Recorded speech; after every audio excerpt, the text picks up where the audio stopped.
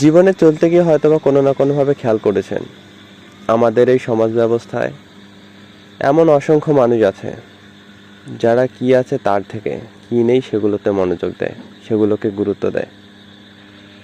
ফলাফল কি দাঁড়ায়?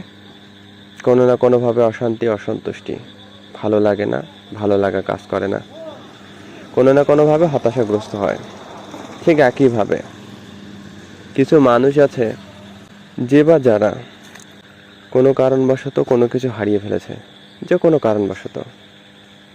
এখন সেগুলো স্মৃতিচারণ করতে করতে এমন একটা অবস্থা হয়ে গেছে যে সেসব ভাবতে ভাবতে বর্তমানটা হাতছাড়া হয়ে যায়। ব্যক্তিগতভাবে বলবো, অতীতের স্মৃতিচারণ করতে গিয়ে যদি বর্তমান হাতছাড়া হয়ে যায়, তবে আপনি আপনার জীবনের সবচেয়ে স্বর্ণময় যুগ বা স্বর্ণময় সবচেয়ে মূল্যবান কোনো একটা বিষয় হারিয়ে ফেলছেন।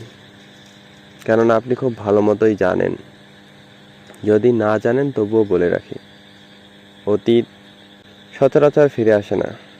সেগুলো স্মৃতিতে হয়তো মনে পড়ে, কিন্তু সেগুলো ফেরত আসে না। আর সেই স্মৃতিচারণেই যদি নিজের মূল্যবান সময়, শ্রম ব্যয় করেন, তবে একদিকে যেমন আপনার অতীত ফিরে আসবে না, ঠিক তেমনি বর্তমানটা হাতছাড়া হয়ে যাবে।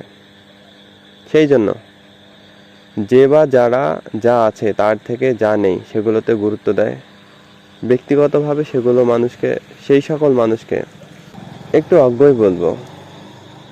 আর সেই সকল মানুষগুলো এদের মধ্যেই পড়ে, যে বা যারা স্মৃতিচারণ করতে গিয়ে বর্তমানকে হাতছাড়া করে।